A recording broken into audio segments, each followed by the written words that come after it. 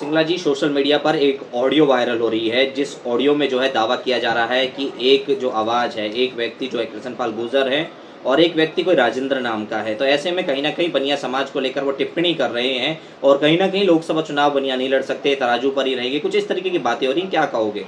तरुण जी, मैंने अभी social media के माध्यम से मेरे पास व्हाट्सएप के थ्रू एक ऑडियो आई थी, मैंने भी वो सुनी, जिसमें कुछ दो लोग बात कर रहे हैं और उसमें बनिया समाज का जिक्र किया गया है कि बनिया समाज कभी लोकसभा चुनाव नहीं लड़ सकते, बनिया समाजों को गांवों में कोई एंट्री नहीं हो सकती, या बनिया समाज सिर्फ तराजू तोलने तक रह गया है।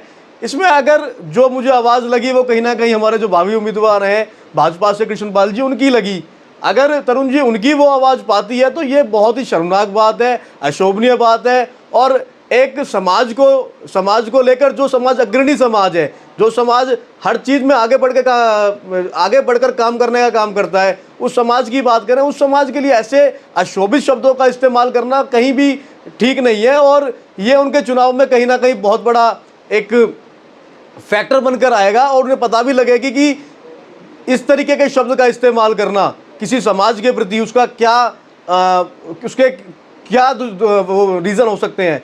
तो मैं तो बस यही कहना चाहूँगा कि इस तरह के जो शब्द हैं वो इस्तेमाल नहीं करने चाहिए। और पूरे अग्रवाल समाज को इससे बहुत ज़्यादा, उनकी जो भावनाएं बहुत ज़्यादा आहत हुई हैं, बहुत ज़्यादा मतलब जो कहते हैं ना कि इतना, मैं ये सोच रहा हूँ कि इतना बड़ा आदमी इतने बड़े पद पर, जो पिछले 10 साल से सांसद है, उससे पहले इतनी बार विधायक रह चुका है, वो कैसे एक समाज के लिए ऐसे शब्दों का इस्तेमाल कर सकता है, वो भी जब वो समाज हमेशा कृष्णपाल जी के साथ रहा है। आप 2019 का चुनाव देख लीजिए, मंत्री जी के साथ कहीं ना कहीं समाज की अंडरस्टैंडिंग ठीक नहीं थी। एक आपने देखा पुष्प वाटिका में प्रोग्राम भी हुआ था और भी बहुत सारी चीज़ें हुई थी, मीटिंगें भी हुई थी, लेकिन फिर भी समाज ने अपना दिल जो है बड़ा किया और कृष्णपाल जी के साथ लगे। लेकिन फिर वही चुनावों में आगे फिर वही चीज़ें हो रही हैं। अगर आपकी लड़ाई है किसी विशेष आदमी के साथ है तो आप उस विशेष आदमी के साथ अपनी लड़ाई रखें ना, तो आप पूरे समाज को अगर इस तरीके के शब्दों का इस्तेमाल करेंगे तो ये ठीक नहीं है, उनके राजनीतिक भविष्य के लिए भी ठीक नहीं है।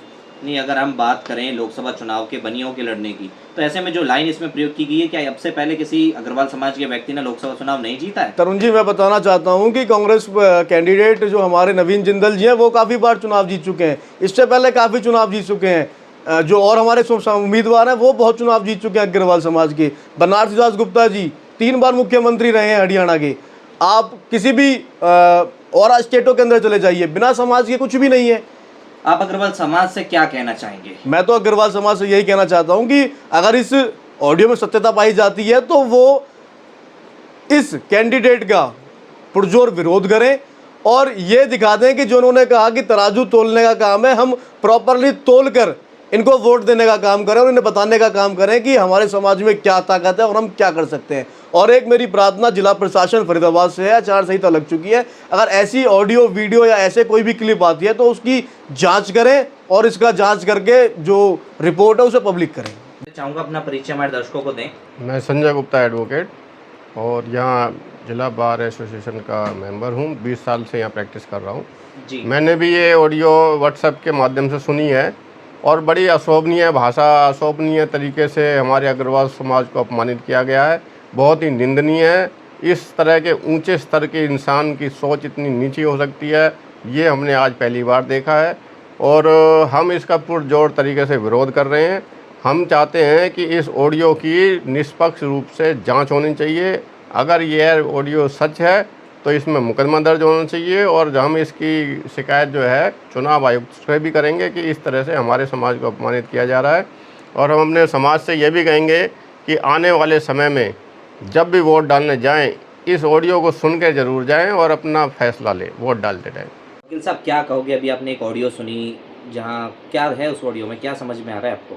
ऑडियो जो मैंने सुनी है उसमें विशेष रूप से अग्रवाल समाज को, अपने बनिया बिरादरी को, एक समुदाय को जो शब्दों का उच्चारण किया है मंत्री जी को, वो नहीं करना चाहिए।